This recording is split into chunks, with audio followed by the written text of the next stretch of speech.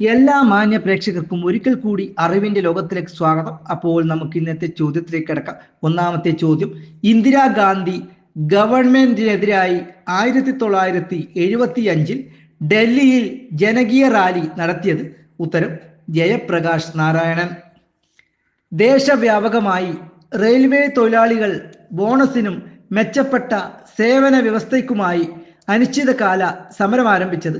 ഉത്തരം: 1974 മെയ്യിൽ. റെയിൽവേ സമരത്തിന്റെ നേതാവ്? ഉത്തരം: ജോർജ് ഫെർണാണ്ടസ്. ഇന്ദിരാഗാന്ധിയുടെ രാജിക്ക് വേണ്ടി ഡൽഹി രാംലീല മൈതാനത്ത് ദേശീയ വ്യാപക സത്യാഗ്രഹത്തിന് ആഹ്വാനം ചെയ്തത്? ഉത്തരം: ജയപ്രകാശ് നാരായണൻ. 1975 ദേശീയ അടിയന്തരാവസ്ഥ പ്രഖ്യാപിച്ച രാഷ്ട്രപതി? ഉത്തരം: ഫക്രുദ്ദീൻ അലി അഹമ്മദ്. ഈ വീഡിയോ നിങ്ങൾക്ക് ഇഷ്ടപ്പെട്ടെങ്കിൽ സബ്സ്ക്രൈബ് ചെയ്യണം, അതുപോലെ തന്നെ പരമാവധി ആളുകളിലേക്ക് ഷെയർ ചെയ്യണം. അടുത്ത വീഡിയോയുമായി വരുന്നതുവരെ നന്ദി, നമസ്കാരം.